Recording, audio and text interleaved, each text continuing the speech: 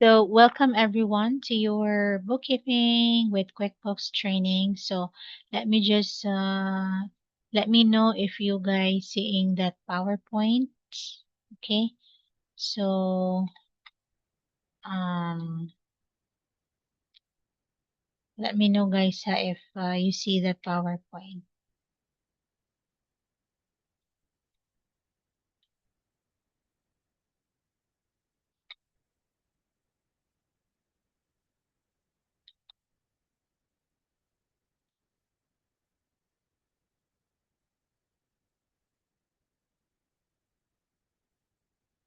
Good. No PowerPoint. You cannot see it, guys.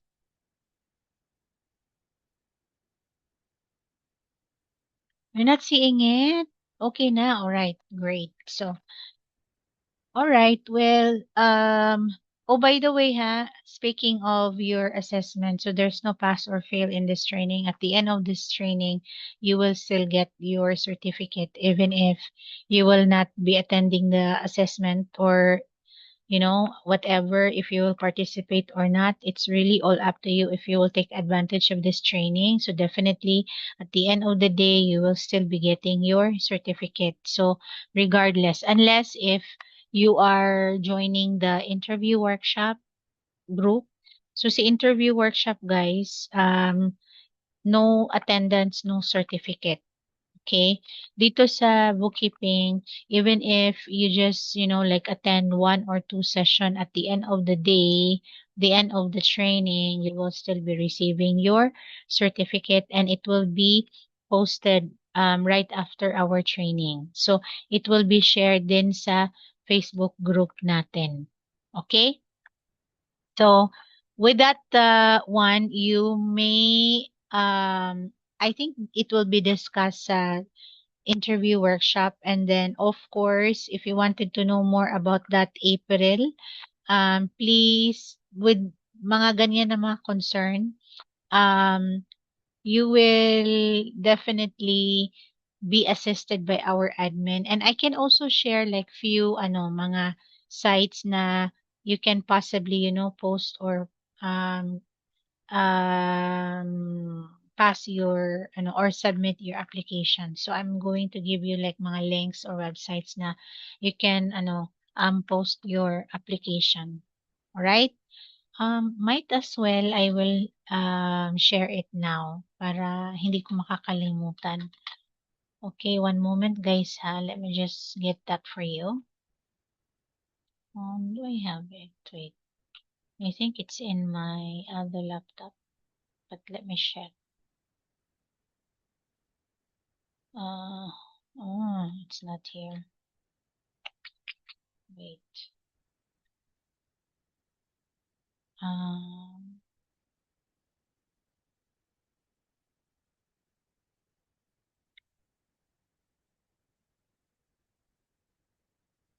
wait lang guys ha. I'm going to check it. Wala dito. Hindi, wala dito. Okay, I'm going to share it late tomorrow na lang. I will send it. Okay? Mostly po ba non-voice ang bookkeeping po? Definitely, it's like 100% non-voice talaga siya kasi hindi naman tayo we're just like working on the background. So parang back office lang siya. So that's definitely non-voice siya.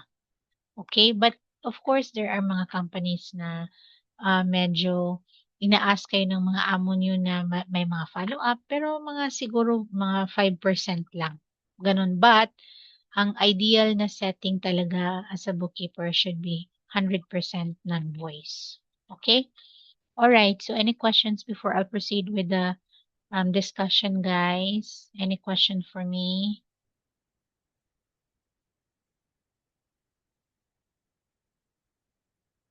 Any question?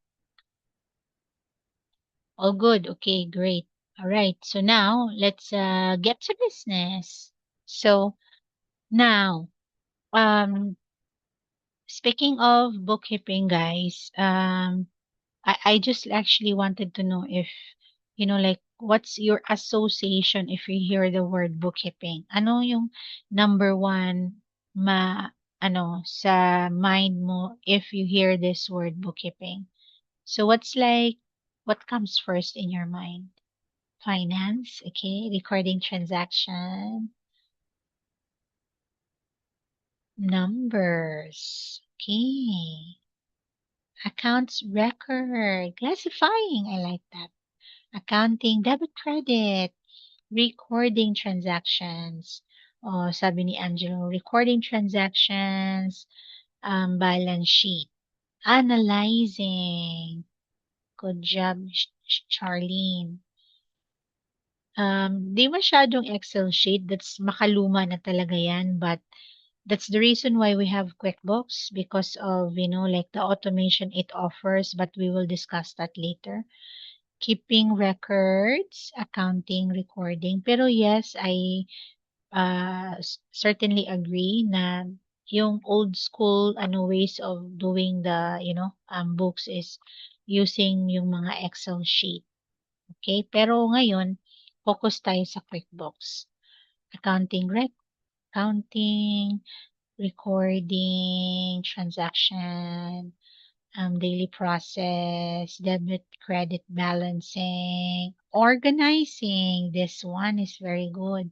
Accounting cycle, yes. Management and monitoring, analyzing transactions, tracking expenses, ach- achieve of finance system or archive of organizing, tracking daily financial transactions. I like that. Good job, Irene.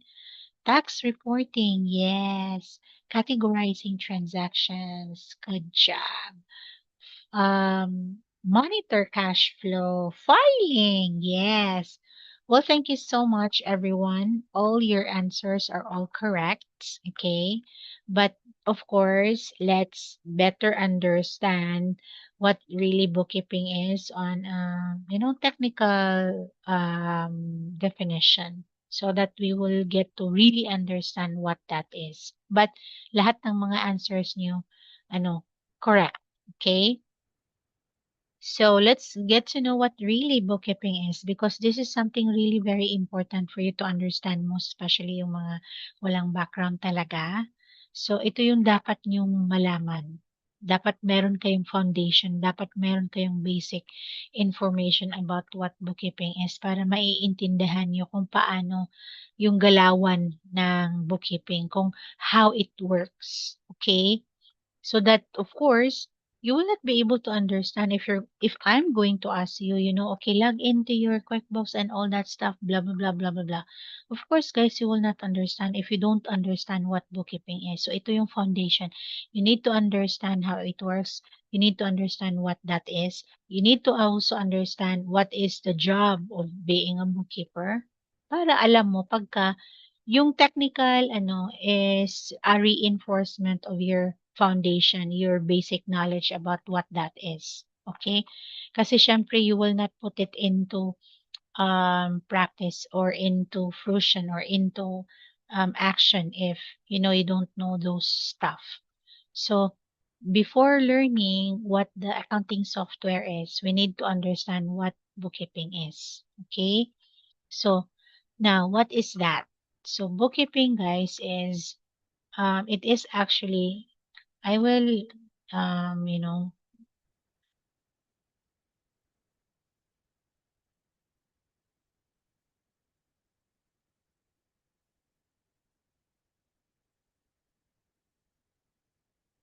ayan.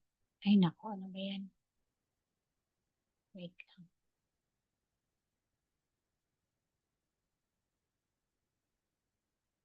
Na ano tuloy. Ayan. Okay.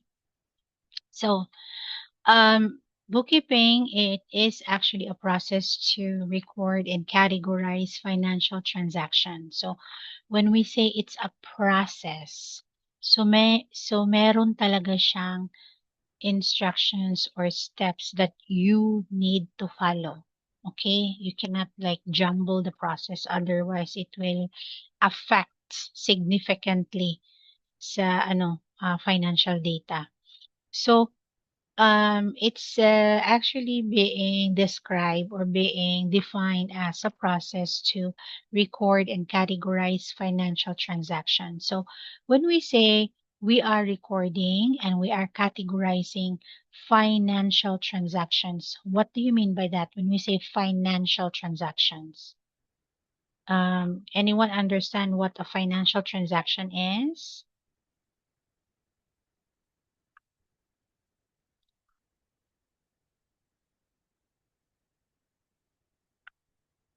So what do you mean by we record and we categorize financial transactions? Very good, Nigel. Yes, good job. So that is the flow of money. So money in, money out, inflow, outflow of money. Good job. All right. So yes, very good.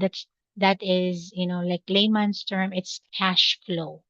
Yes, movement of money. So, when we say cash flow, kung ano yung pumapasok most especially sa bangko ng mga amo natin or lumalabas sa bangko ng mga amo natin, dapat naka-record yan. Dapat naka-classify yan. Dapat naka-categorize yan. Okay? Yes, it is money-related activity. Correct. So, financial transaction. So, that's financial activity. Correct. In and out money transaction. Correct. So, yan yung movement talaga ng pera sa bangko ng mga amo natin.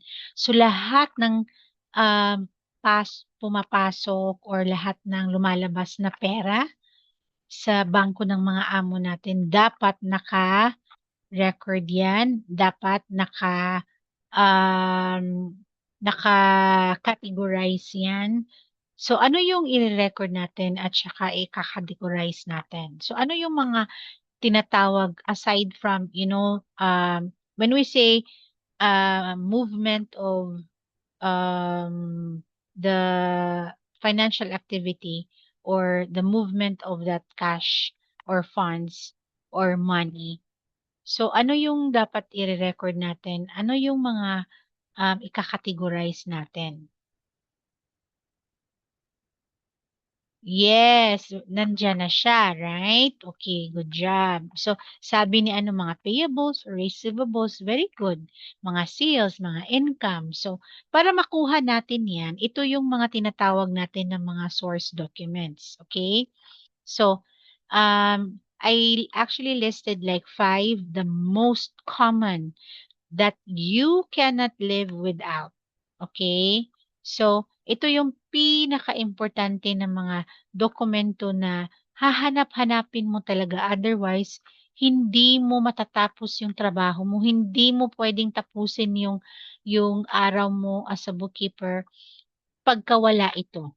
Okay? So, ang nandyan sa is 5 lang. Pero, ito yung pinaka-common na talagang hahanap-hanapin nyo. Pero, there might be a lot more out there. But, of course, these are, the most common source documents that you need. Okay? So, let's start with invoices. Okay? So, when we say invoices, anong account yan under? Pagka sinabi nating invoices, ano yan? Anong, yes, very good. That is what? No, accounts payable, do you think it is? Bakit nagiging accounts payable si invoices? Receivable, guys. 'Di ba? So, pagka invoices, ano yung invoices? When we say invoices, ano yan? Bakit nagiging accounts receivable siya? Yes, these are income. Okay? Ito yung ini-issue natin sa mga customer natin para alam nila kung magkano yung babayaran nila sa atin. Okay? On the other hand, on the other way around, para yung supplier natin or your vendor natin, alam natin kung magkano yung babayarin natin sa kanila at saka sa vendors perspective, alam nila kung magkano din yung babayaran natin sa kanila. So that's why they will send us a bill. Okay? So, invoices, that is actually that is that would fall under receivable or accounts receivable.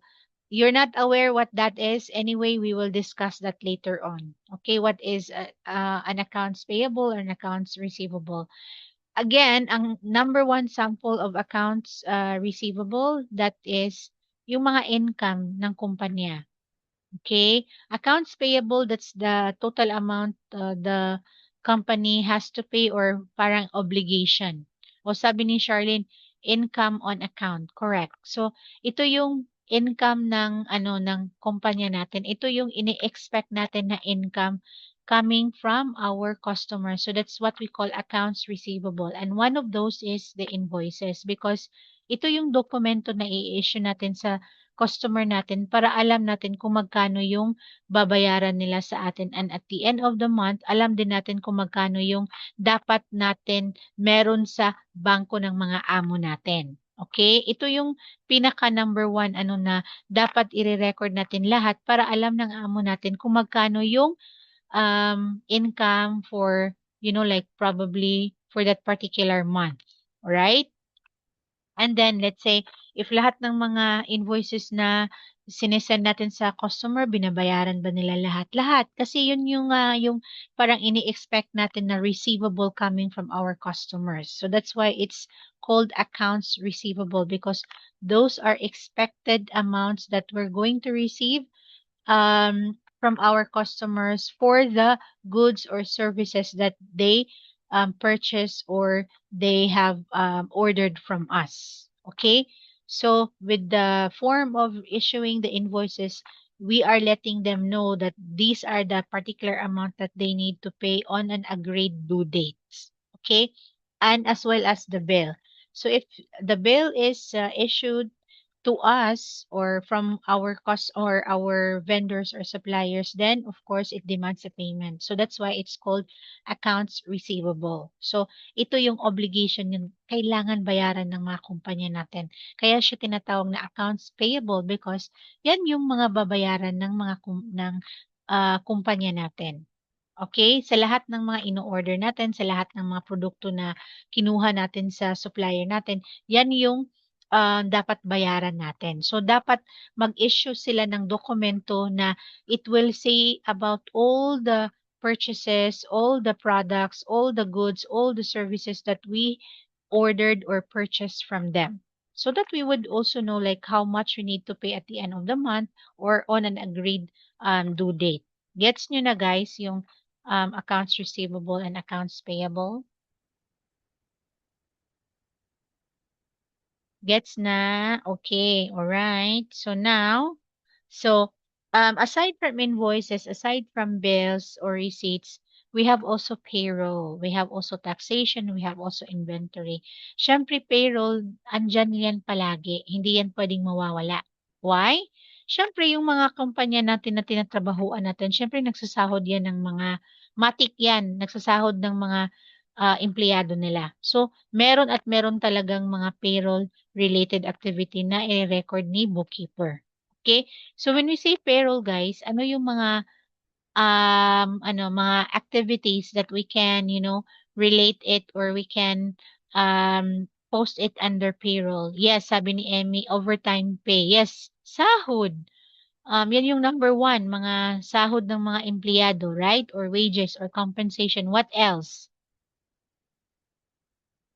Yes, mga government contribution, yes, mga incentives, mga please remember na sa payroll guys, anything that is given to the employee and it is in the employee's advantage, may it be in a form of compensation, may it be in a form of, a salary, basta yan will always fall under payroll. Okay? Gaya ng mga government contributions like SSS dito sa Pinas ha, SSS, GSIS, PhilHealth, yung mga ganon. Okay, yung mga insurance natin. So, yan, related yan sa payroll. Okay, lahat ng binibigay natin na sa empleyado, that would most likely fall under payroll. Just like mga bonuses, mga leave conversion, leave credits, mga ganyan. Yung mga, um, what else? Yung mga forms of allowances. Yes, most especially yung 13th month. Okay? So, definitely that is under payroll. Yung mga sick leave, yes, yung mga ganon. Tsaka taxation, of course, 'di ba? Ang pinaka number one ano talaga natin sa recording natin is because we wanted to always know or track our taxes. Okay, ito naman punot bunga talaga ng ano, ito yung pinaka trigger ano factor na why this different accounting software were actually introduced. That's because of the taxation contribution or compliance. Okay? Kasi syempre hindi naman gaya dito sa Pinas na tayo pwede nating manipulahin yung taxes natin. Pero sa kanila, hindi pwede yan. Kailangang nakadokumento lahat-lahat. Dapat meron kang mga backup. Dapat may proper documentation ka talaga. Kung ito lang yung binabayaran mo, let's say nagtrabaho itong si employee number one, hindi pwedeng tayo lang maglagay ng ano niyan kasi dapat may documentation as well as the business itself. Okay? 'Di ba dito sa atin yung mga maliliit na company, pwede nating i-manipula yung ano natin kasi pwede naman tayong pumunta dun sa BIR tapos sabihin natin, hindi kumikita yung ano ko ngayon, ito lang yung ano ko, yung income ko ngayon o tapos tax exempt ka na niyan. Pero sa kanila hindi pwede. If you will apply for tax exempt na ano, syempre kailangan mo ng documentation na yes, ang income mo for that particular ano, let's say on an annual basis, hindi talaga siya pasok sa category na gano'n. So, kailangan mong i-ano yan na ito lang yung income ko for, my business. So, dito sa atin pwede tayong maganyan. We can always like manipulate it. Sa kanila, kahit maliit or malaki, kasi meron silang mga ano na sa audit na um, institution or agency that they will actually do randomly. So if they will be lucky na ano sila sa audit nila, then syempre, kailangan nila na talagang recording nila malinis talaga yan. So, kaya doon sa ano, yung if you are working for an international client, of course, they will always have to, like hire mga bookkeepers to organize their finances for them. Kasi hindi nila pwedeng walang documentation yan. Dapat meron talaga. Okay? So, again, bookkeeping is all about you record and categorize the financial activities, and your sources would be commonly coming from invoices, bill or receipts, payroll, taxation, and inventory. So, ito yung pinaka-common. But of course, there might be more or there would be more or mga different kinds of source documents that will be provided to you. Pero ito yung pinaka-common talaga. Okay? So gets na guys ang kung ano ang si bookkeeping. Gets nyo na? Yes. I can only hear from Charlene. What about the others? Yes. Okay, great. Then let's move on to the next. So now, let's talk about your task as a bookkeeper. So, syempre, pag na-hire na kayo, dapat alam nyo kung ano yung gagawin nyo. Kasi sometimes, yung bang may mga company na hindi sila organized, tapos na-hire ka na, tapos hindi mo alam kung ano yung gagawin mo. Okay? So, syempre, dapat alam din natin yung dapat gawin natin. Pero, syempre, may talagang orientation yan kung ano yung proseso ng kumpanya. So, ito yung mga expected na mga trabaho nyo as a bookkeeper. Okay? So, let's start with the first one, which is entering day-to-day transactions. So, when we say entering day-to-day transactions, what do you mean by that? Ano yung i-enter na day-to-day transaction, coach? Ano yan? So, what do you mean by that? Yes, very good, Angelica. So, of course, it's more on, again, expenses or sales. So again, we go back to the fact na, syempre mag enter ka sa AR and AP nila. or what we call accounts receivable and accounts payable. Okay? Lahat ng mga income, lahat ng mga binabayaran ng kumpanya, dapat naka-update yan. I-enter natin yan sa QuickBooks. Okay? And then, aside from that, you will be also entering this source documents like bills, invoices, sales order, purchase order, and bank reconciliation. So itong si bills and invoices, ito yung pinaka ano talaga, yung yung frequency ng ano nyo, ng trabaho nyo, it would be coming from that. But for a sales order and purchase order, hindi naman siya masyado. As a bookkeeper, dapat wala talaga, hindi naman tayo involved niyan. For probably like verification or clarification, something like that. Pero I would want to discuss this very quickly kasi meron tayong mga zero knowledge here and it's, good for them to know this kind of documents. Okay? Pero madali lang. It's, like very easy. And of course, the highlight of your job, which is doing the bank reconciliation. So, Coach, ano yung bank reconciliation? Okay, later we will discuss that. Siyempre, we will discuss that in details. But from the word itself, do you have already an idea what that is? Most especially itong mga zero knowledge natin dito. Ano yung bank reconciliation, guys? Like from the term itself, by the way how it sound or how it's being, like worded. So do you know like what that is? Ano nyo? Tallying? Okay, yes, good job. Yung balance po ng credit at debit. Very good. Matching your internal records. Good job, Mitch. Yes, reconcile. Match your records with bank. Very good, Jessica. So yan yung bank reconciliation actually. Matching bank and company's book. Yes.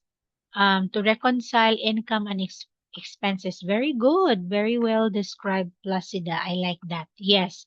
So, you take note of this one, guys, ha? Ito, I like this. Emmy, detect missing transactions. Very good. Dapat, ano yan, si bookkeeper, ganyan talaga siya. At saka internal financial records. Yes. Comparing a company's internal cash records with its bank statement. Good job, Rowena. Yes. So please, take note of this, ha. This is a very good, way of describing what bank reconciliation is. Yes, to find errors as well. Matching the books versus the bank. Yes. Thank you, guys. And those are all correct. So yan yung mga, yes, part of it is mga unauthorized charges that you should know and you should be able to, determine. Okay? Ensures your records are accurate. Yes. So, ito yung mga, talaga sa galawan ng mga bookkeeper, guys. Okay? And then, of course, aside from you entering those mga source documents, you will also be expected to check both their AR and AP, or what we call accounts receivables or AR, and accounts payable or AP. So when we say checking account AR or account receivables or AP, account payables. What do you mean by that? So ano yung chine-check natin sa AR? Ano yung chine-check natin sa AP? What do you mean by that? Kung si AR or accounts receivables is invoices at saka si AP is bills, so ano yung chine-check natin? Very good, Angelica. Charlene. So yes, we need to check kung magkano yung dapat bayaran natin. Yes, kung sino yung nabayaran na at saka yes, kung sino yung dapat may urgent na talaga na bayaran na. Okay? So, of course, we need to know those stuff. And yes, we need to check yung income and expenses natin. So, okay, magkano na ba yung nakuha natin sa customer natin? At saka magkano na ba yung nabayaran natin? Or may mga customer ba na hindi pa nagbayad? Or may mga customer or mga supplier ba na hindi pa natin nababayaran? So, yung mga ganun. Pero, actually, guys, as a bookkeeper, it's not our job to, like follow up with whoever is not able to pay because dapat si admin yan or kung sino yung collection sa team nila. For a very structured company, dapat ganun. Dapat recording lang talaga si just recon lang yan si bookkeeper. Pero the way I see it now, mostly yung mga bookkeepers talaga, all around tissue na talaga sila. Nagiging na sila. So you will be sending probably mga reminders to your customers na these are the invoices that are unpaid as of yet and we need to collect this amount on or before the agreed due date or something like that. So, meron ng mga ganun. Pero, dapat talaga hindi trabaho ng bookkeeper yan. Kasi dapat tayo, um, parang nasa back office lang tayo. So, we just work in the background. Okay? Pero, ang culture na ngayon, ganun na si bookkeeper ngayon. Parang meron ng mga companies na, syempre, yes, dapat recording and monitoring lang talaga. So, dapat ganun lang. Pero, syempre guys, I wouldn't say na ganun yung pinapractice ng lahat ng mga kumpanya. Pero, meron pa ding mga iba na syempre, parang inaano pa din kayo na, okay, you will have to, like do a follow-up with your supplier, or let's say with your customers, may mga ganun. Pero syempre sometimes it needs to, like be done like on an urgent manner. So that's why you have to call sometimes. Pero if I were you, if you are asked to, like call them, so dapat i-ano nyo din yan na you demand a follow-up in writing. Okay? So, let's say, nag-call ka ng supplier, tapos ganito yung agreement niyo over the phone. So, then you always have to demand na everything should be documented and I will be sending you an email, just acknowledge it, that this is what we have agreed over the phone. Parang documented talaga siya lahat-lahat. Kasi syempre, critical yung trabaho natin.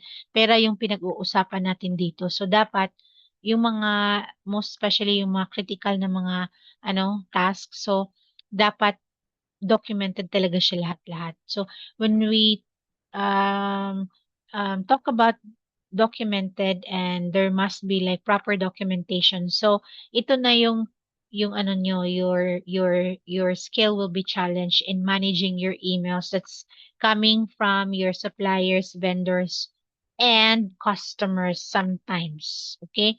Pero as a talaga, dapat kasi wala na tayong communication between our suppliers and kung ano yung pino-provide lang na mga payments, yung mga gano'n. Kasi usually ang nangyayari diyan is that the transaction already happened. Okay? When we say transaction, yung sales transaction, yung mga payment transaction, it already happened. Kasi merong mga designated, merong mga appointed, merong mga assigned people or team to like work on that. Tapos pagka na lahat-lahat okay na, tapos saka yan ng mga manager nila, okay, ipasa mo na yan kay bookkeeper para ma-record yung lahat-lahat ng galawan ng pera natin. Okay? So ganun naman talaga siya. Pero ngayon, pero parang na talaga ngayon, parang may mga real-time recording na talaga siya. Yung mga micro businesses, yan yung mga kadalasan yung nagpa-practice ng ganun. Kasi hindi naman marami yung parang nire-record nila. So, kaya parang hinihingi nila or they will always like demand, like, or probably throw more tasks on you to fill in your time kasi pagka mga micro business lang siya, hindi naman marami yung bank activities nila. So, kayang-kaya natin yan. Like, in a day siguro, like 2 hours, 3 hours, that would be, like good enough. Pero syempre, hindi mo papakita yan kasi syempre, kailangan mo na, uy, 8 hours yung ganito, ganyan. Pagka medyo galingan mo siya, so yung mga amo nyo, magti-take advantage din 'yan. So, dapat hindi mo masyadong galingan. Pero I'm not, like, um, trying to, like, encourage you na hindi ano. Pero yes, ang pinaka-importante is the quality of your work. Okay? So, kaya sometimes yung mga amo niyo, parang ina-assign kayo ng ibang mga ano, task kasi nga kitang-kita naman nila na kayang-kaya mo ng ganito, most especially if matagal ka na sa kumpanya. Kasi makikita naman nila, "Ay, madali lang matapos si ganito, ganyan." So, might as well I will ask him or her to do this, other task. Parang gano'n. So, um, when we say managing emails, guys, by the way, do you know what that means? So, pagka sinasabi nating managing emails, it's not just, like managing emails, but there's actually an underlying qualification for that. So, what do you mean by managing emails coming from suppliers or vendors? Very good. You know how to sort your emails. Yes, you need to organize the content of your emails. Very good, Nigel. So, yan yung parang matik. Okay? So you know how to organize it. Yes. You can probably organize your inbox by task related, like name or mga based on your vendor's name or based on your whoever is your main touch point, okay, with regards to a particular transaction. So yes, you also need to do the hierarchy of an urgency. Okay? So, dapat alam mo 'yan. Hindi na kayo tini-train ng gano'n, guys, ha. Kasi pagka bookkeeper kayo dapat alam na. Hindi na kayo, parang pinagsasabihan kung ano yung dapat gawin. Dapat built-in na 'yan. Dapat pagkasabing bookkeeper, alam na agad kung paano mag-manage ng emails. Yes, you need to prioritize yung mga urgent emails. Okay? So, for you to prioritize it and on a systematic way, so of course, you will need to label your inbox as probably according to your supplier's name, customer's name, or task-related name, or something like that. Okay? So, dapat alam nyo yan. So, dapat alam nyo kung paano mag-manage ng mga inbox nyo. Pagka hindi mo alam Gemini, there's always a walkthrough or, like a video on how, YouTube video on how to do that. Maraming mga ano dyan na it will guide you on how to do that. Marami na kayong mga sources ngayon, hindi gaya noon na, ay nako, kailangan mo talagang i-research lahat-lahat kung paano talaga siya, kailangan may training talaga. Ngayon, hindi mo na kailangan talaga ng training kasi ando naman lahat sa YouTube na marami ng mga walkthrough dyan. Okay? So, dapat alam nyo yan. Kasi yan yung pinaka-importante. And you know what, guys? It will really impact your performance. Kasi, syempre, pagka hindi mo alam mag-manage ng emails mo, tas may mga, mga urgent or mga ano dyan na mga emails na coming from your boss or coming from your team or from the other department na parang i-communicate sa'yo na ganito yung nangyari. So, paano mo ma-record yan? Okay? So, syempre, kailangan mo talaga na alam mo kung paano mag-manage ng email mo. Okay? So, is that clear enough, guys?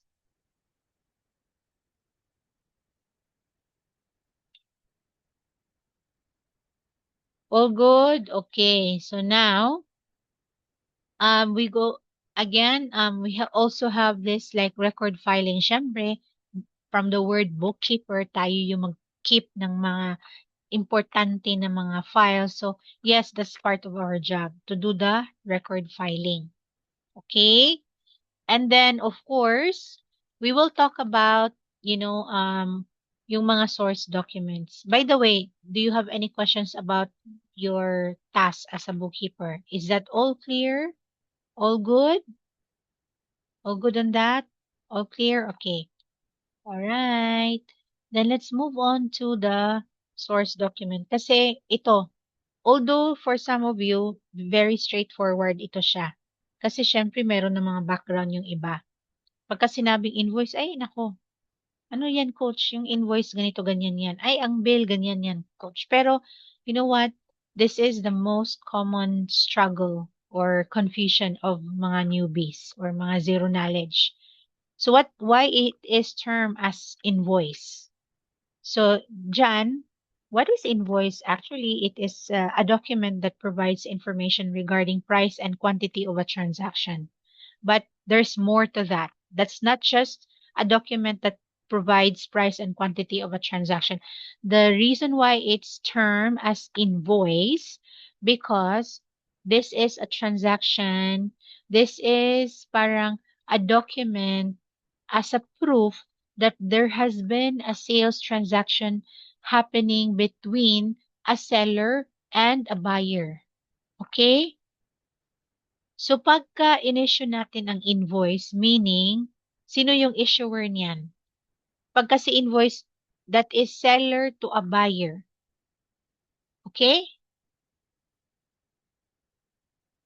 So, sino nag-issue niyan? Seller. So, in most cases, pagka si seller, sino yung tinatawag natin na seller? Pagka yes, kung pagka sinabi natin from a seller to a customer, business to customer, okay? So which means that is what? That is an invoice because yes, that is actually our company that's issuing the document. So let's say ang client natin or yung kumpanya natin na tinatrabahuan natin, isa siyang retailer. Okay? Kaya kailangan niya talaga ng bookkeeper kasi kailangan niya i-manage yung in and out na mga transaction niya. Okay? So, syempre, retailer si ano natin, si amo natin, kailangan niya i-track yung income niya. Okay? So, syempre, mag-i-issue si amo or si kumpanya ng invoice. So, if that document is issued by the company that we are working for, who is doing the, let's say, retailing or manufacturing or something like that. Yes, because that would be parang proof na yes, there's been a sales transaction between this company and this buyer's end. Okay? So pagka in-issue yan ng kumpanya na tinatrabahuan natin, that is what we call an invoice. So from our company to our customer.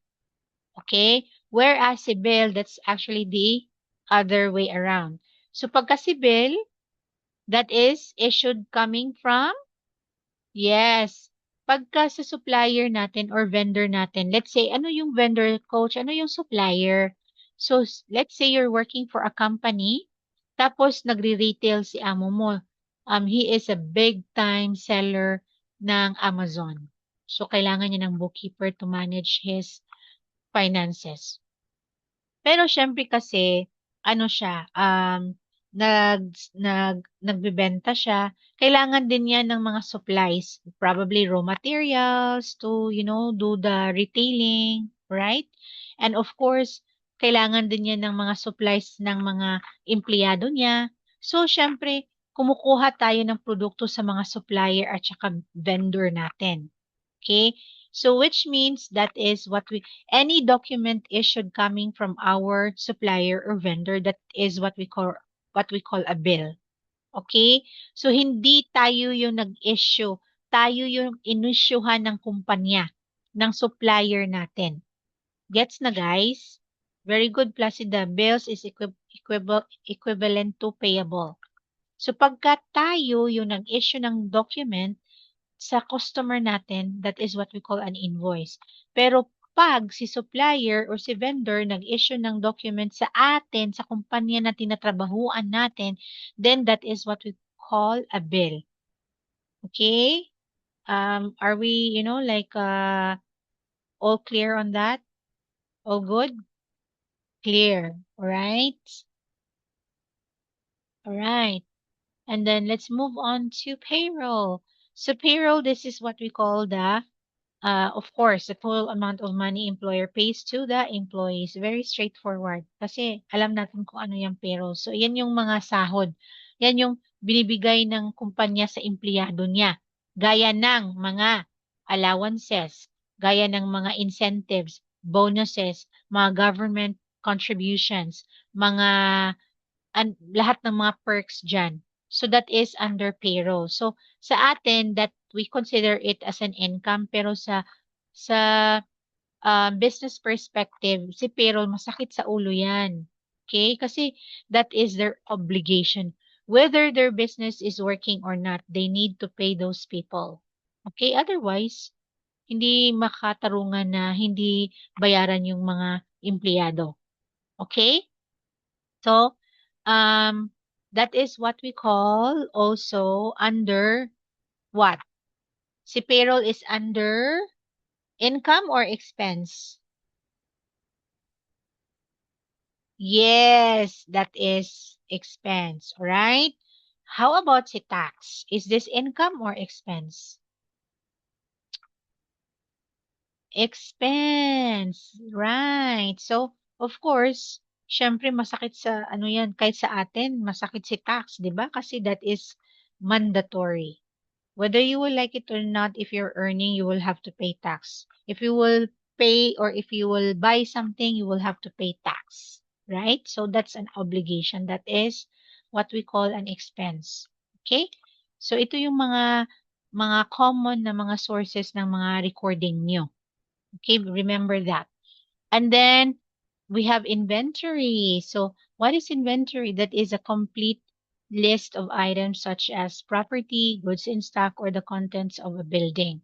So when we call inventory, syempre from the name itself, whatever the company owns under or within his, like vicinity of his company, dapat nakalista yan. Pero sa atin, yes, lahat ng na-acquire niya, new acquisition, new purchase, dapat nakalista yan. So, yan yung dapat tingnan talaga natin. If those are mga reasonable, well, it's not our call to, like determine if that is reasonable or not. But that's one way of, knowing from the business perspective if these purchases are reasonable or not. Kaya meron siyang inventory. Most especially if you are working for mga Amazon sellers, okay? Yan yung um, mga LIFO and FIFO. Okay? So, yan ang tinatawag na ano, pero sa inventory hindi naman natin ano yan eh kasi syempre meron mga taga ano yan sa purchase department or inventory department or sa procurement department. So yan yung mga ano natin diyan sa inventory. Pero tayo magma-manage lang yan. Magmo-monitor lang tayo niyan. Kung ano yung nakuha, ganun din. Yun din yung i-record natin. Wala tayong pakialam sa kung ano yung mga ano diyan. Kasi meron naman talagang person na in charge niyan. And plus the fact that, ano siya, automated na siya lahat-lahat. So, hindi talaga tayo mahihirapan. Okay? Kasi lahat ng bagong acquisition, lahat ng bagong purchases, dapat ano yan, nakalista yan agad-agad sa QuickBooks. Dapat ano talaga siya. So, dapat yun yung trabaho ni bookkeeper na we should be very sharp in, recording and capturing those type of transactions. Kasi, very helpful yan sa ano ng business kasi makikita yan ng amo na is this like a legit or this is an approved transaction, was this approved prior to purchasing this or something like that kasi malalaman ni amo kung magkano yung perang ginastos niya sa particular na ano na acquisition na yan. Okay, so all good with inventory, guys? Yes. Okay, great. Then this is just a check, ha, just to, like check before we will proceed with, another discussion. This is this is just to make sure we're on the same page. So by now, guys, talking about the source documents because this is very important. This is something na hindi pwedeng hindi alam ng bookkeeper. Pagka na-hire kayo, hindi yan sa'yo sinasabi ni ano, that's already considered na you know what source documents are. Okay? Kasi ito yung pinaka ano, otherwise we cannot proceed with um our discussion if you don't know by how I presented to you. So by now, guys, when you see those type of documents, are you confident that you will be able to interpret or read it and categorize it, and of course, understand the importance of each? So by now lang ha, by now, by discussing it to you, are you confident that yes, I know what a bill is from an invoice, and I know what an invoice is. Okay, very good. Kasi hindi natin pwedeng mag-proceed pagka hindi natin alam kung ano si invoice at saka si bill. Okay? Alright. So now, alright, well, let's proceed with our discussion. Then I will um give you your break. So since what time is it now? Let's just say 7:30. Okay. Just be back by 7:40, guys, and then we will continue with our discussion. Okay? So be back by 7:40 and enjoy your break. Have dinner, everyone.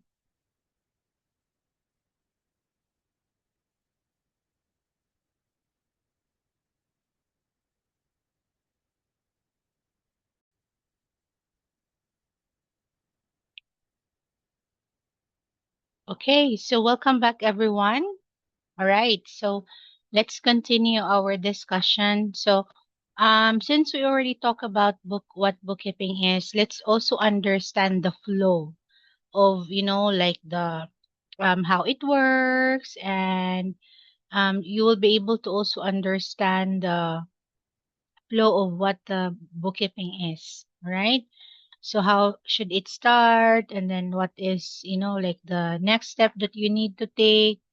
So this is how it looks like. I mean, this is the workflow of doing the particular book of a particular company. So of course, that starts with source documents. Yun yung pinaka-importante talaga. Okay? So there are a lot of source documents that will be provided to a bookkeeper. Pero again, let's go back to the most common. What are those again? You remember? Yung pinaka-common na source documents?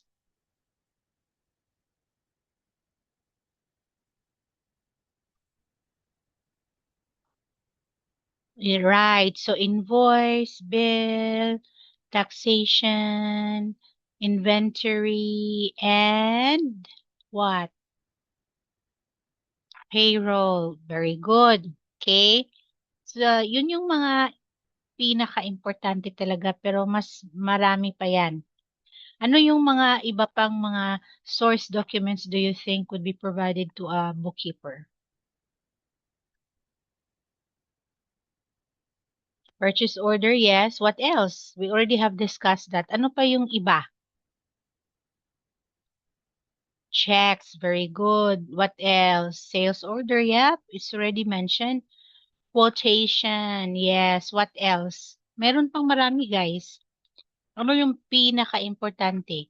Bank statement. Very good, Ralph and Rosibel. So, ito yung ano talaga yung bank statement. May mga statement of account, yung mga ganon.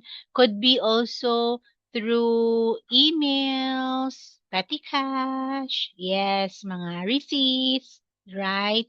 Billing receipts, yung mga ganon. Yes, vouchers, yung mga ganon. Yes, mga return or overcharge services. Yes, could be tax returns, refunds, right? Okay? So yun yung mga mga source documents. And when we say source documents, those are the sources of your documentation. Those are the references that you need for you to do a recording. Okay? So again, that starts with the source documents. If you already have the source documents, then of course you will enter it sa QuickBooks. Then system will actually do the rest. Ang pinaka-importante lang dito is you entering the source documents. You record it, you categorize it, and then the system will make a journal, will make a ledger, And then it will also post a trial balance. But this is a make or break. So when you see a trial balance, is your recording really correct? Because when you check it versus a live bank account, it says there may mga missing transactions. Okay? But as far as you know, all that were actually provided to you, handed over to, endorsed to you, yung mga source documents, you already have entered it. But when you check through the trial balance, wala dun yung iba. Okay? So, anong nangyari pagka hindi nag-balance si QuickBooks at saka si Bangko? Ano kaya yung possible na nangyari dun? Kasi makikita naman natin yan sa trial balance pagka, ano, ghost. So, yes, very good. Probably incorrect, taggings, or of course, meron talagang missing. Okay, so yes, may mga discrepancy probably, misposting probably, yes, most especially mga wrong entry, okay? Tas ito, very good. Ito yung mga possible talaga unreported invoices or receipts. So, you already have recorded everything, pero meron palang mga missing na mga invoices na hindi napasa sa'yo. So, doon mo makikita kung talagang binigay sa'yo is tama. Okay? Then, you go back from the very start. Kasi pagkatingin mo sa trial balance, ay naku, hindi pwede. Hindi siya tugma. Then you will have to go back. Go back from the very start, source documents na naman. As far as my, documentation is concerned, na-enter ko naman siya lahat-lahat, pero hindi pala, kompleto. Okay?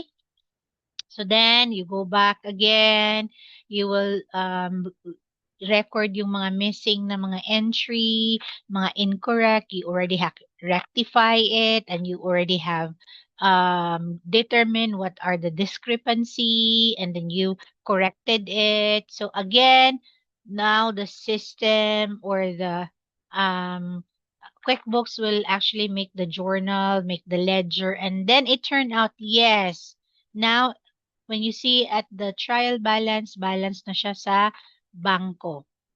So then that's the time that they can definitely proceed with generating the financial statement. Okay?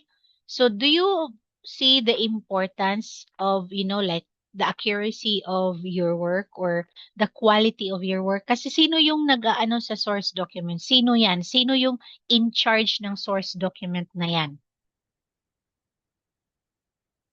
Yes, 'di ba? It all started from the bookkeeper. All right?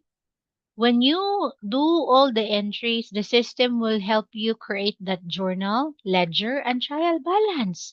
Kung hindi erroneous si bookkeeper, syempre, ang ano niyan, ma-produce niya na journal, ma-produce niya na ledger, at saka trial balance would be perfect. So do you see, like how fast it would be and easy it would be if you are recording it accurately? Syempre, hindi ka na pabalik-balik kasi it will even save your time. So, which means that, what? You have to prioritize your, what? So ano yung dapat i-prioritize mo dito? Is that your productivity or the quality of your work? Of course, the quality, because sometimes, guys, if you are too fast, you tend to compromise the quality of your work. If you are more on, like your productivity, the quantity of your work, um, high risk of you compromising the quality of your work. So, di baling mabagal, basta pulido yung trabaho. Kasi hindi ka naman magbabalik, hindi ka na paulit-ulit kasi nga, syempre, pulido naman yung trabaho mo, hindi mo nababalikan yung trabaho mo. You see the point? Because again, lahat nakasalalay yan kay bookkeeper. So, pinaka-importante talaga yung quality ng work niyo. And that's, like the character that you need to build when you enter this niche. Kasi, ang pinaka-ano talaga is that dapat you have to be detail oriented. You have to be keen to details. And this is really very true. I always like say this, but this is very true. Kasi, yun nga, hindi mo pwedeng, pera yung pinag-usapan natin dito, so hindi pwedeng magkamali. And in fact, sometimes may mga minimal na mga mistakes, but sometimes it's not tolerated by the company. Sometimes they will, zero, talaga siya, zero tolerance talaga. So there's no room for another mistake, especially if it's habitual or it's, paulit-ulit na lang yan yung aspect. Pag you are being coached on that particular aspect na nagkamali ka, dapat hindi mo na ulitin. Dapat you have to take note of that. For example, sabi ng amo mo, ba't ang dami kong nakikita dito na may mga, duplicate yung mga entries mo. So you have to, hindi kasi sila yung, may mga amo na they will just tell you that like in a very calm, very relaxed, way of saying those. But you have to be very careful because pag sinabi na nila yan, hindi na pwede mo yung ulitin yung mistake mo. Okay? Pag you are being coached na, uy, bakit nakikita ko dito, meron kang dinidelete yung mga ganon. Bakit na nagiging ganyan-ganyan yung mga ano mo? Na-experience mo na din, coach? Well, I was not, like in that predicament because, again, guys, I will always like make sure na ayaw ko kasi mapagsabihan ako. Okay? So, I will always, like make sure na yung trabaho ko is pulido talaga siya. And when I was like new, um, I will even like extend my time. And my amo was like, parang pinapapagalitan ako kasi ayaw niya na parang I sometimes, like, kasi makikita kasi nila yan I will show you that later. Makikita kasi nila na nag-i-extend ako ng time but they're not paying me that. So, nag-log out na kami, yung ganun-ganun. Tapos makikita niya na naka-log in pa din ako. Kasi nga, kailangan kong i-double check. Pagka hindi ako, I will not settle for, na, ay, okay na to. I wanted to make sure na lahat accurate talaga siya. So I will always like spend time to, like double check and, make sure na everything is done like correctly, properly, yung mga accurately, yung mga ganun. So nagre-review talaga ako. Tas yung sabi ng amo ko, are you not, spending your free time, blah, blah, you should be, out of your station by now. So I don't want you to overwork because of course pag mag-overwork ka, hindi din yan, hindi na din yan para sa kanila, you're not being productive. So, ayaw din ng amo namin na ganun. Pero, na ano ko na parang alam ko na yung nung galamay ng trabaho. So then, that's the time na, yes, I actually, like, na instead of work hard, I work smart. Parang ganun. So, well, syempre, your accuracy will actually come with your tenuity. Syempre, if you are in this job, in this industry for a long time, so syempre, maano mo na din yung accuracy mo because you will know how to, like, alam mo na mga workarounds, yung mga in and outs. You know already how to, like, deal with it. And you guys will be learning it on your like own pace. Siyempre alam mo din yung mga iba-iba kasi yung mga ng mga bookkeepers, yung mga parang way arounds nila. May mga bookkeeper gusto nila na at the end of the month, okay, ayaw ko ng ganun. Gusto ko yung talaga yung on a daily basis, which is like really ideal. Kasi pagka nag-recon ka like on a daily basis, I think the people who are, in this industry can relate to this. Kasi, parang ang risk ng pag, commit mo ng mistake is, hindi na siya, parang, ang risk ng committing a mistake is that very, siya, slim. Kasi nga, syempre, you have time to review. Okay, nagagalit na si Edward sa akin. So, I'm going to focus sa topic. Any questions?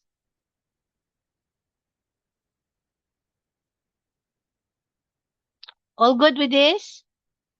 All right. So then I'm just going to show you this, sample. Okay. Just to, kasi meron tayong mga ano dito mga zero knowledge dito. So I wanted to, just show you this because for sure you might wonder ano yung journal coach, ano yung ledger, so that you would also know like how it looks like and why it's important. So this is actually how it looks like. So if si bookkeeper ano siya on a timely manner, then definitely ito yung makikita ng amo natin. So let's just say this is December 15 as of current or not current year, but let's just say 2025. So ito yung makikita ng amo nyo. Okay? Tapos makikita nila dyan na um, syempre may mga makikita from, you see this, checking. So nakukuha dyan yung mga pera, kung ano yung um, binabayaran, kung sino yung binabayaran. So, syempre, kitang-kita ng mga amo nyo kung ano yung mga binabayaran at magkano. So, this is how it looks like. So, when we say check, so which means there's like a check encashment made by this person, and then when we say bill payment through check, so may binayaran natin na bill and it's paid through check and it was towards Larson Flooring. So dito parang makikita lahat-lahat, and this is based on your update, on your entry, on your recording. So si system will actually make this GL, or what we call ledger or general ledger, by ano based on your recording and your entry. So if you're entering it on a timely manner, syempre ang makikita din na amo nito is syempre mga din, updated din. Okay? And then we have also like this. Ito yung trial balance. Although from the name itself, okay, you would know also the nature of the business. Okay?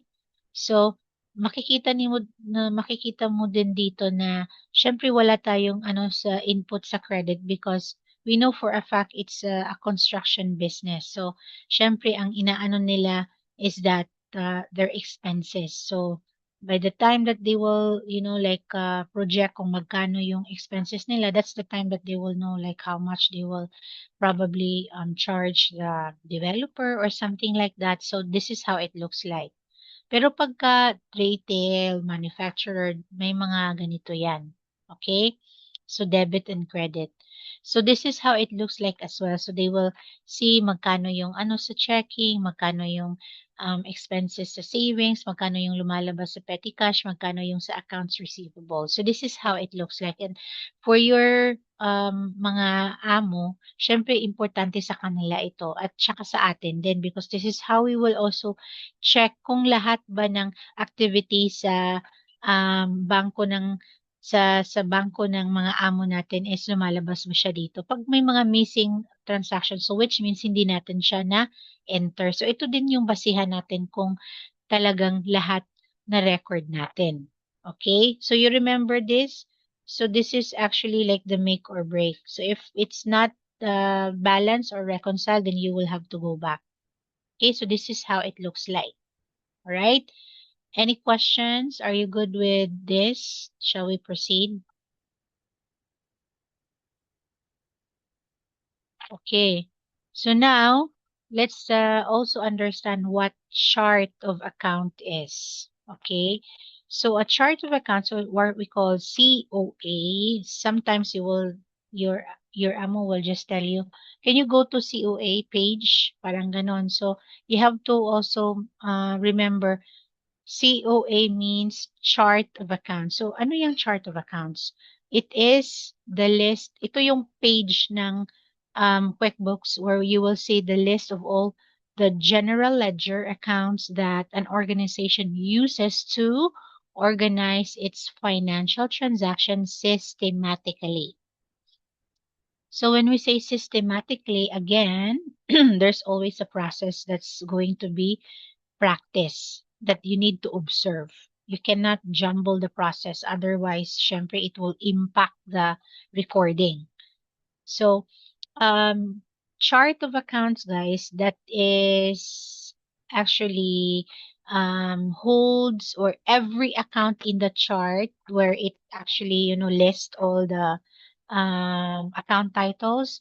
It has designated or a designated number to facilitate its identification in the ledger while reading the financial statement, just like this.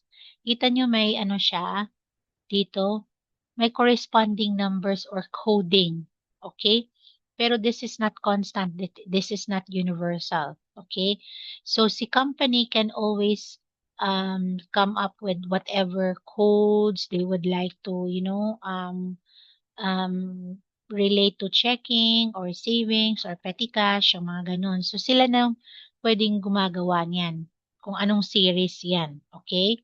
Pero usually, ang ginagamit na ngayon if it's linked to QuickBooks, yan yung mga mga last 5 digits of their live bank account numbers.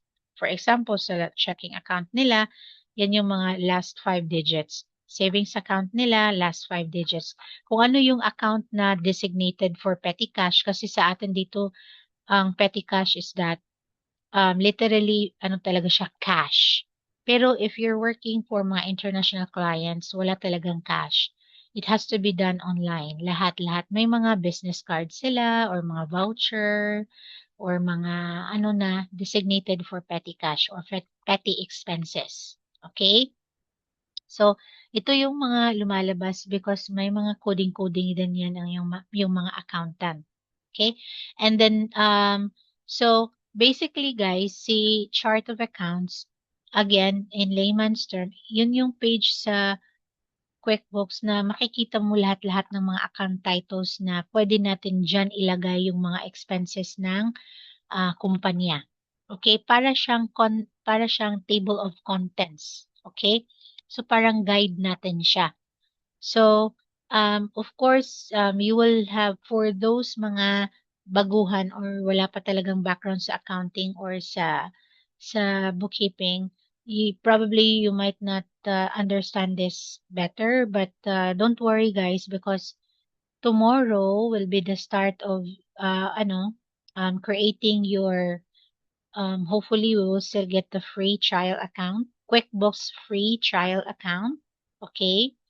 So, um, we will create that and you will see this chart of accounts, how it looks like, how important that is if you are going to work on a particular financial activity. Okay.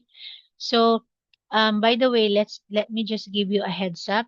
So, since tomorrow gagawa tayo ng free trial account nyo para meron tayong pag-anuhan ng activity, please be in a place wherein you can get a very good Wi-Fi connection. Okay? Why? Because, syempre gagawa tayo ng, account. Okay?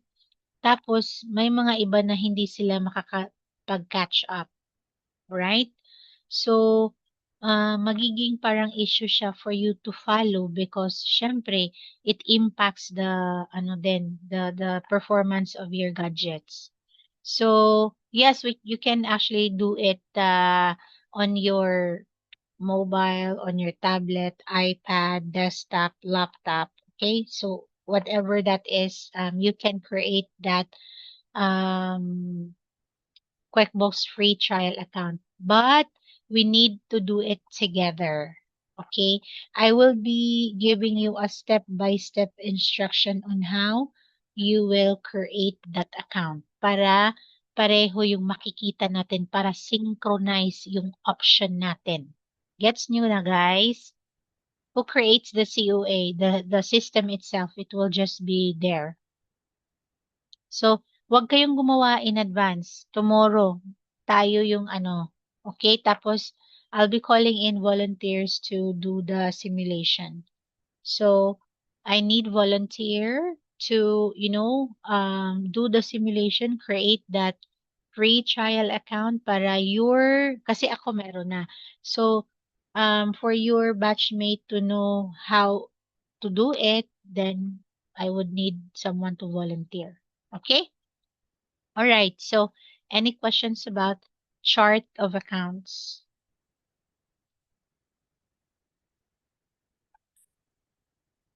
And oh, by the way, since we're gonna be creating that account tomorrow, so in most cases, guys, you will be receiving mga sales emails coming from the team, sales calls coming from the company. So please disregard it. You don't need to, like reply to it, or let me say just disregard their call.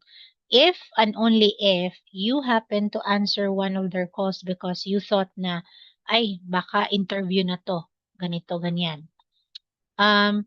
Please do not tell them that you are creating that free trial account for training purposes.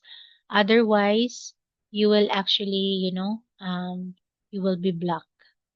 Sometimes they will register your IP address and you will not be able to create any more account related to, like that gadget. So please do not tell them that you are creating that free trial account because you're actually just doing it for training.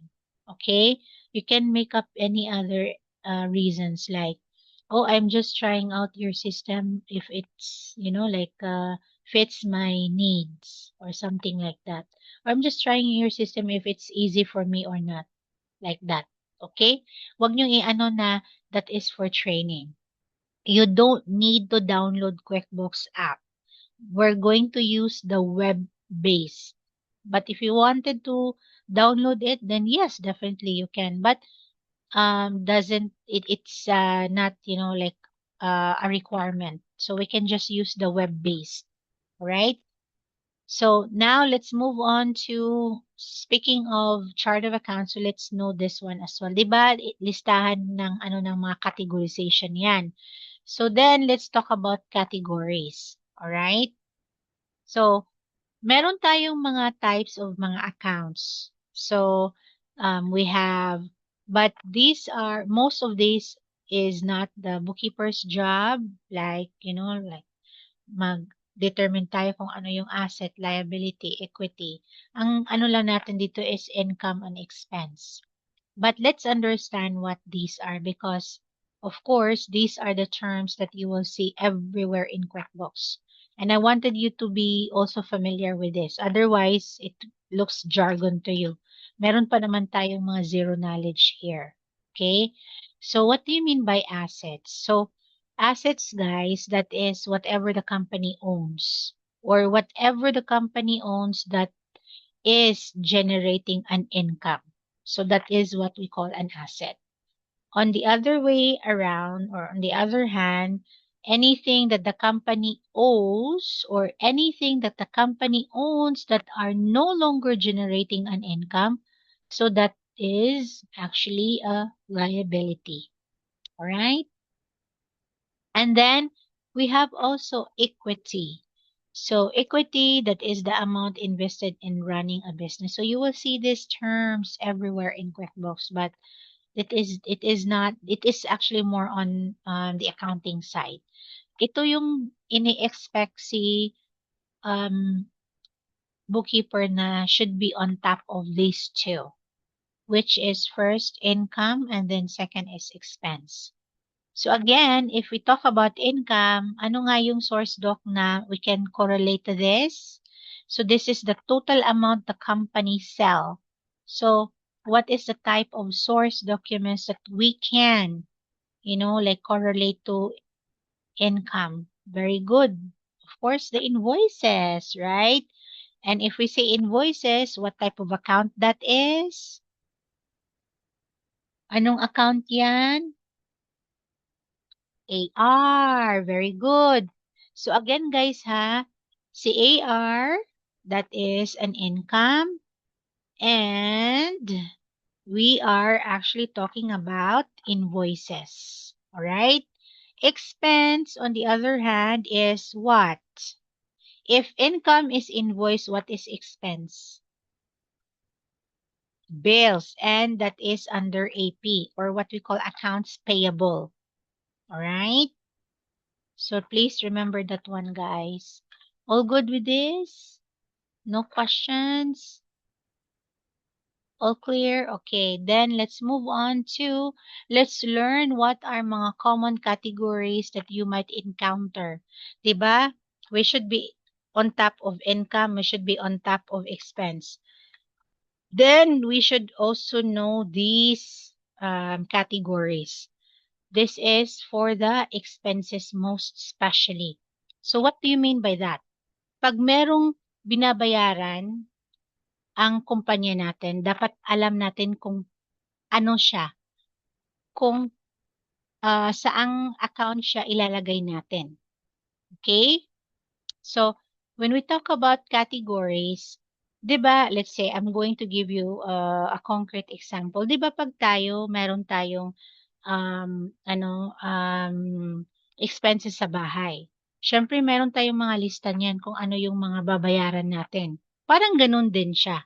Okay, let's say for example sa bahay on a household scenario. Let's say you are earning 40,000. Okay? So syempre maglilista ka. Itong 10,000 goes to my children's tuition fee. 5,000 goes to electricity. Another 5,000 goes to let's say grocery. 5,000 goes to my car insurance. Okay, parang ganon. Electricity, yes, mga ganyan. Pero para din gano'n yung tinatrabaho natin sa kumpanya, okay? 'Pag may binabayaran si kumpanya, kailangan natin ipaalam kay amo or, para malaman ni amo kung anong mga binabayaran natin, dapat i-categorize natin siya. Okay, para maiintindihan niya nasaan ba yung pera ko, ano bang ginagastos ng pera ko. So ito, nandun siya sa my payroll, meron siya sa repairs and maintenance. Parang ganun yung categories, okay? So let's start with payroll, okay? So syempre, anything related to like mga expenses under payroll like sahod, mga bonuses, um ano pa, yung sa payroll na mga expenses, ano yan? Aside from sahod, bonuses, yung mga sales commission, yes, mga incentives, what else? Contributions, yes, mga CAs or cash advances, yes, mga 13th month pay, leave conversions, yes, tax, yes. Yes, HMO or what we call mga insurance. Okay? Subsidies, reimbursement, yung mga ganon. So, iyon yung mga tipong mga expenses na i-categorize natin siya under payroll. Gets na? So, yan yung mga payroll-related expenses. So, pag may nakita tayong source document na, uy, binabayaran natin yung isang empleyado ng ganito, ganyan, ganyan, ganyan, kasi dapat meron siyang commission. So, syempre, ilalagay natin siya under payroll. Okay? Gets na, guys?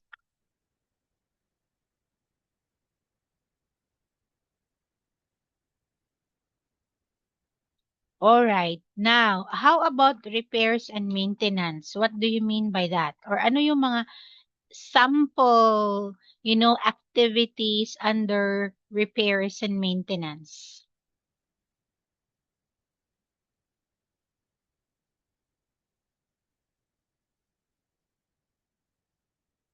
Very good. Yung mga, yung mga um, renovations, anything related to improvement, renovations, repairs, like yes, mga machine maintenance, repaintings, mga plumbing expenses, or plumbing installation, yung mga ganon. Yes, mga building repair, yung mga, yes, fixing broken machines, those are mga, concrete samples of mga repairs and maintenance. Yung mga kadalasan makikita natin, yung, what else? Ano yung mga cleaning materials? Do you think that is under repairs and maintenance? So, yung mga cleaning materials, guys, or equipments, where do you think that is? Mat Cleaning materials. So, depende. Okay, we will talk about that later. Alright? So, depende. Himay-himayin natin yan kung ano yan. Alright? So, for example, depende sa ano yan, sa amount. Okay? So, when we talk about repairs and maintenance, guys, ang kadalasan makikita niya if we're working for mga international clients like plumbing, HVAC. Ano yung HVAC? Do you know what that is? Ano yung mga related sa, yes, yung mga, ano, magpa-cleaning tayo ng air condition. Okay? So, may mga, ano dyan sa, yes, mga replacement, ventilation, yung mga ganun. So, that is under repairs and maintenance. Yan yung kadalasan makikita nyo. How about pest control? Is that under repairs and maintenance? Yes, right? Yan yung kadalasan makikita mo. Pest control, hindi mawawala yan. So, yun yung mga tipong mga repairs and maintenance. What about utilities or utility? So, what are mga basic, lima lang ang yung mga dapat na sa utilities or ano, very good, yung mga um, electricity, water, sewer, um, internet, what else? Telephone bill, fax machine. Okay, yan lang yung mga samples talaga ng utilities. Okay? So, postpaid load. So, mga postpaid load, is that under utilities? What do you think? Mga postpaid. May paano si amo nyo ng postpaid na load? May plan. Is that under utilities? No, right? That's different. Okay? So, ano siya? Um, is that telephone expense?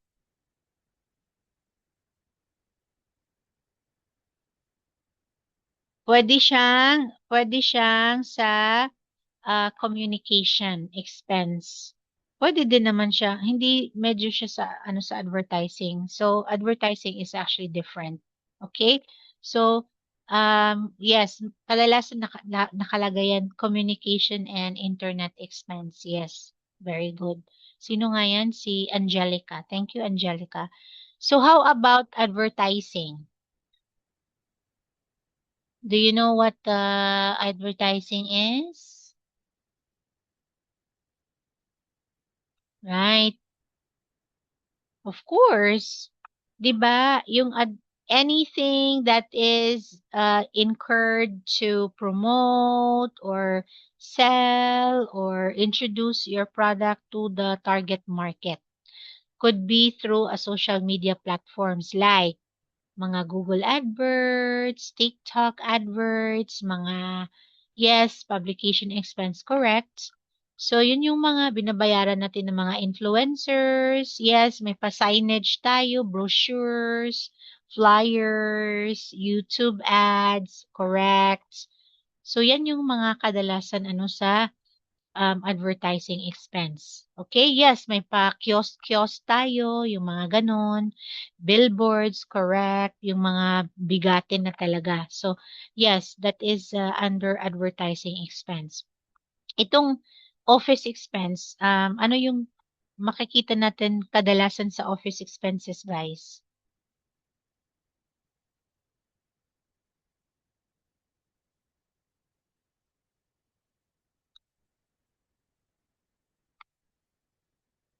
Okay, so ito yung mga ano, mga petty expenses, right? So for office expenses, for example, anong internet bill? Internet is internet under what?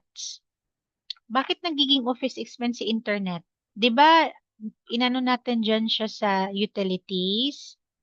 So again, guys, ha, please, please know this by heart. And if jot it down or write it somewhere, ang pinaka-ano sa utilities are, again, electricity, water, sewer, um, internet, telephone bill, and fax machine. Please, please take note of that because this is actually very basic. Dapat alam na natin yung utilities na yan. Hindi pwedeng si rental at saka si ano sa ibang ano sa utilities lang yung ano si rental expenses yan. Okay? Lahat po ng bill sa utilities. So lahat ng ano sa utilities like electricity, water, telephone, internet, sewer, and fax machine. Yan yung under sa utilities. Please, write it down para hindi nyo makakalimutan yan. So let's go back to office expenses. Okay? So, mga petty expenses like, probably you would be saying, Coach, bakit nandyan yung computers and laptops? Hindi pwedeng office expense yan. So, pagka computer and laptop, what is the possible ano niyan, categorization for that? Pagka computers, laptops, yes, could be office equipment, right? Or equipment expense, correct. So, pero you have to also consider the amount. Kasi for office expenses, guys, merong threshold amount talaga yan. So, ano yung kadalasan na threshold amount dito sa Pinas na pinapractice natin? Like a mid-size business. Yeah, 50,000, right? So, 50K below, you would have to put it under office expense. If it's beyond that, then it has to be recorded accordingly. Okay?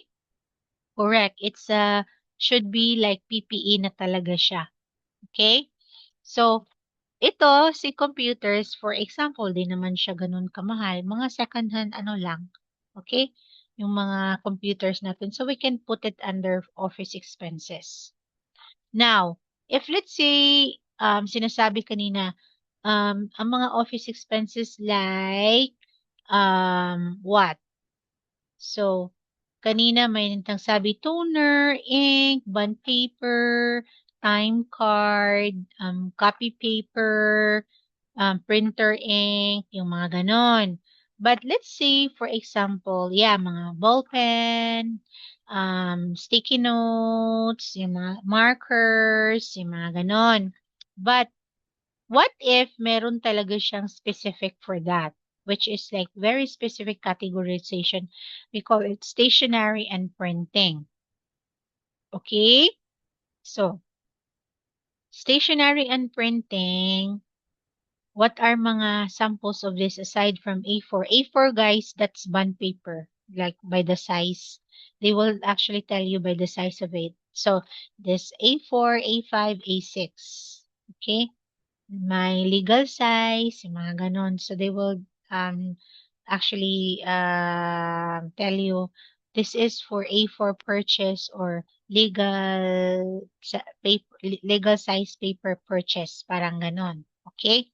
So you put it under stationery and printing. Ano yung difference ni stationery and printing versus office expense? So ano yung difference nila? What do you think is the difference? Why you're putting it under office expense and when you put it under stationery and printing? Consumables. Very good. What else?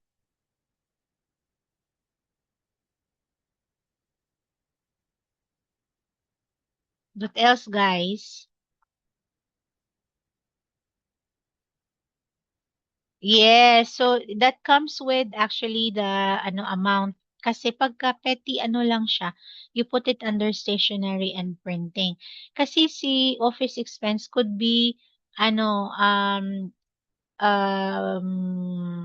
mga could be also mga various ano sa sa office, like mga what?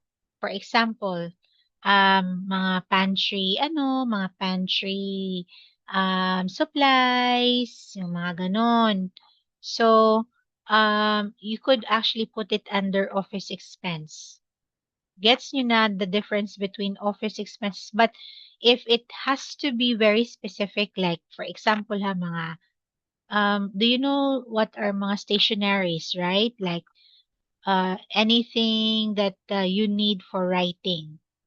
So, like, for example, papers, pens, markers, yung mga ganun. So, dapat ilagay mo talaga siya sa stationery and printing.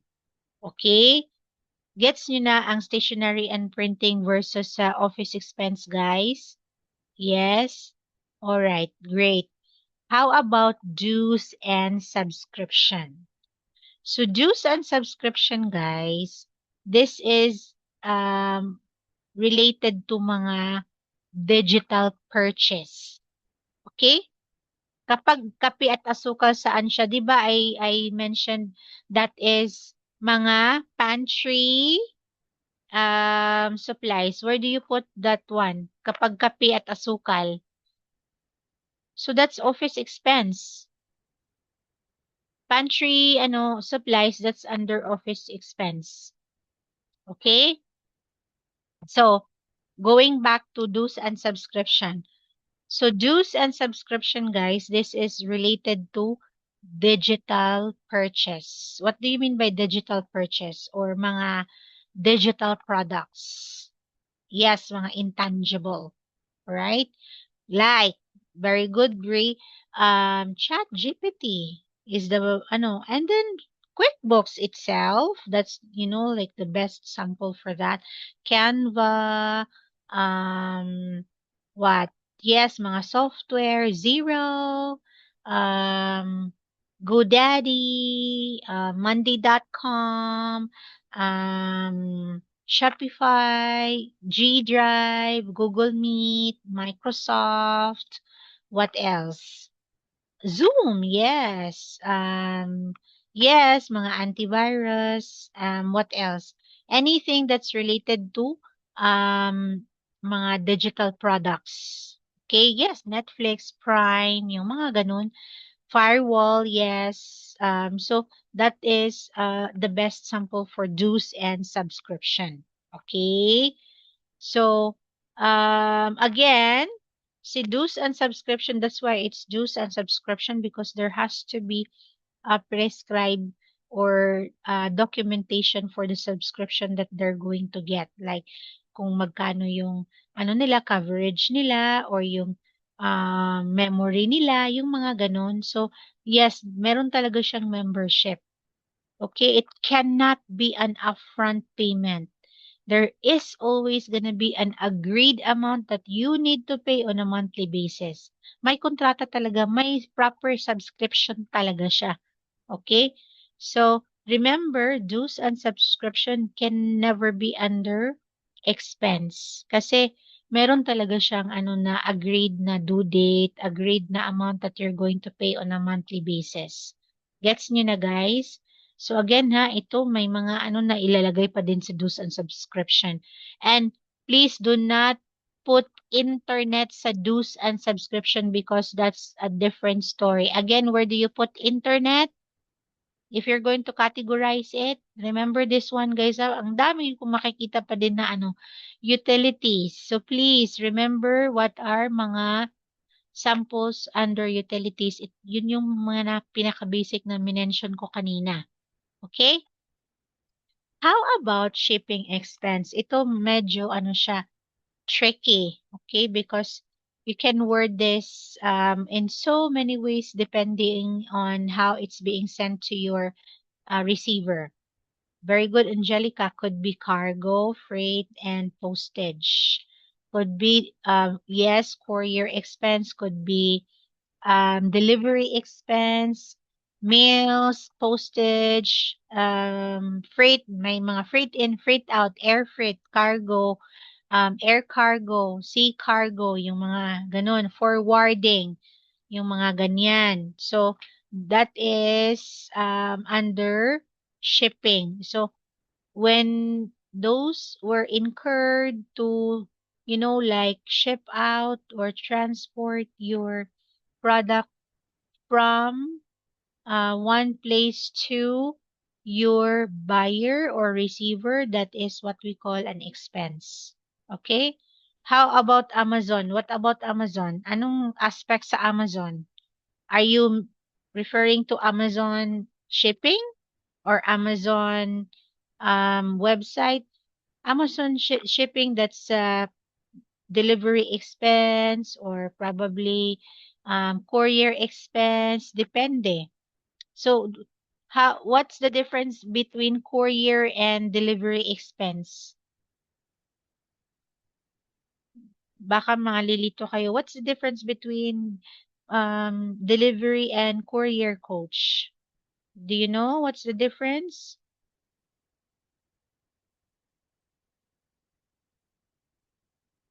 Yep, outsource.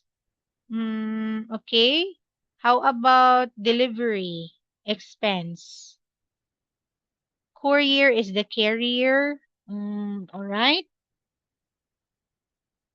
So what's the difference between a core a courier delivery and courier expense?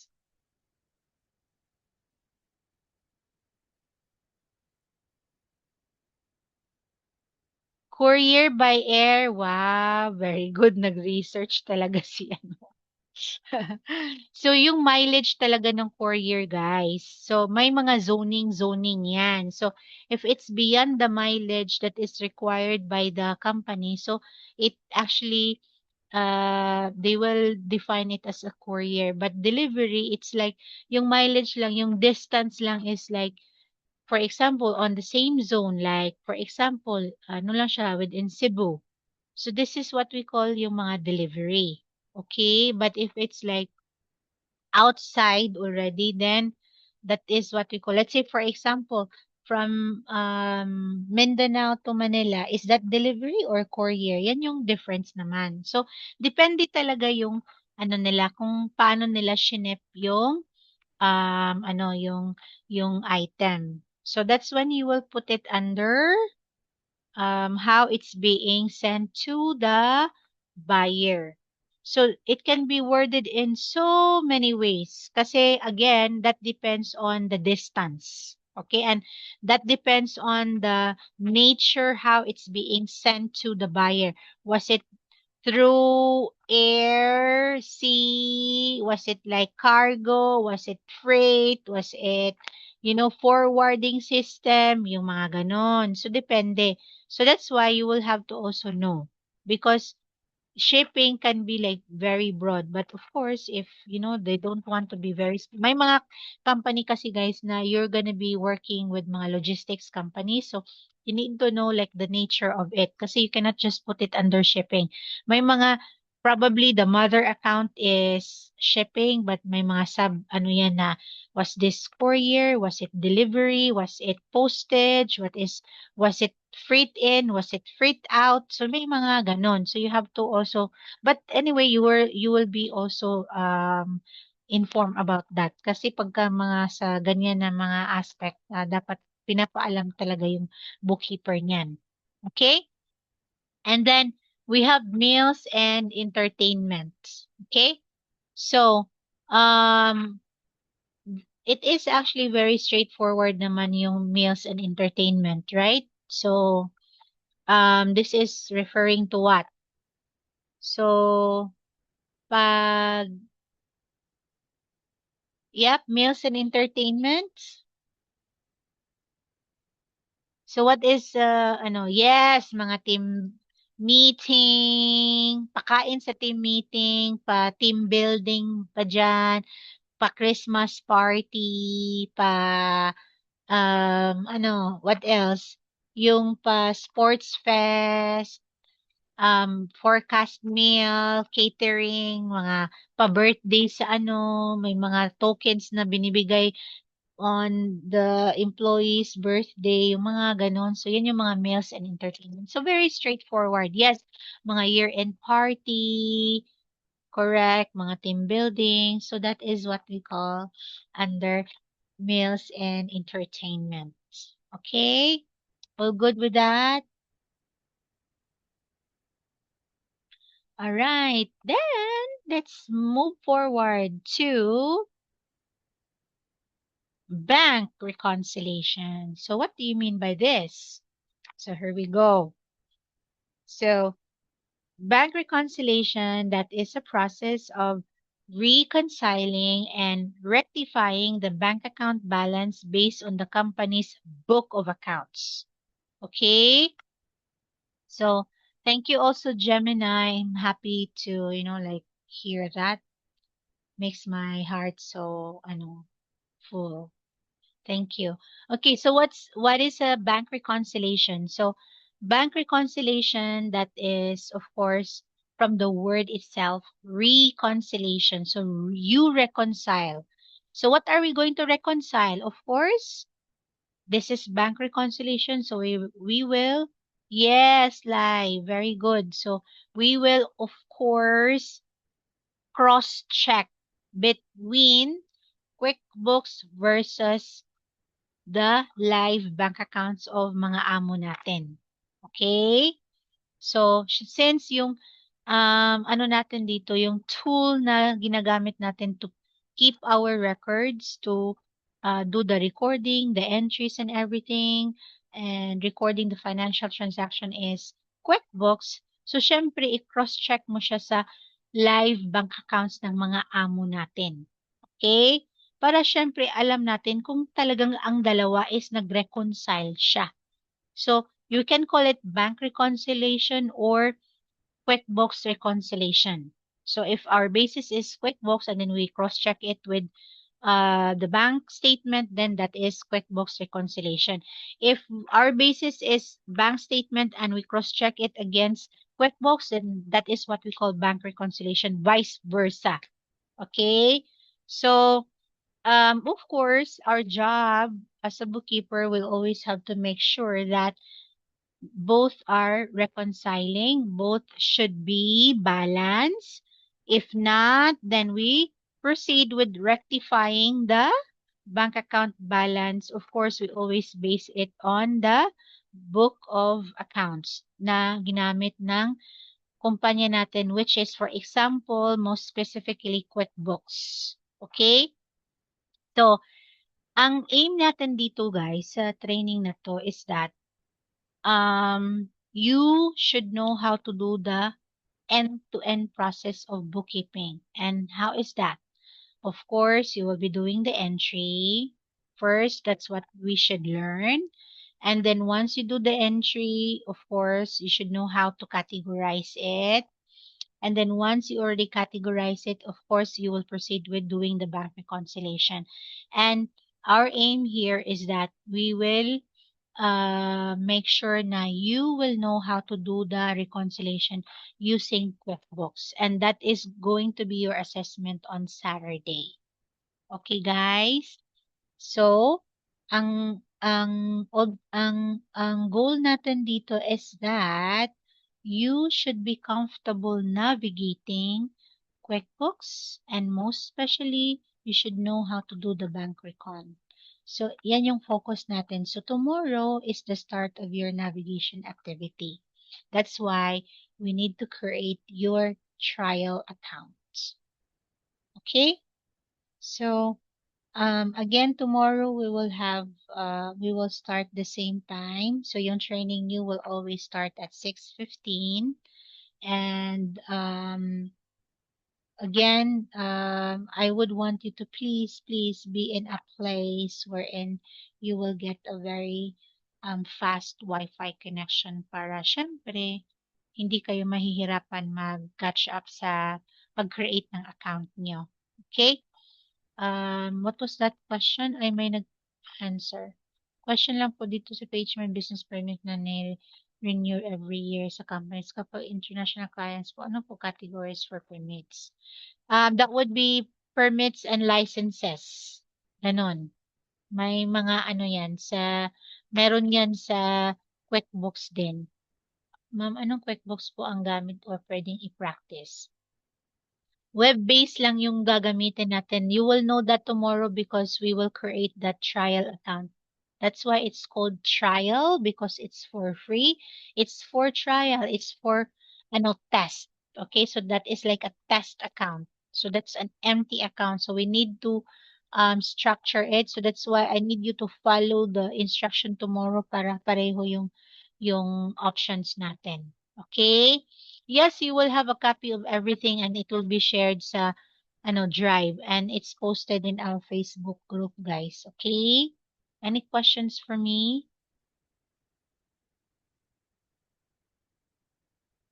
None so far. All right. Well, thank you so much for your time and cooperation. And I thank you so much as well, guys, for like your um grabe ang active ng mga ano nito. Okay, so have a good night, everyone. See you tomorrow. Bye for now, guys.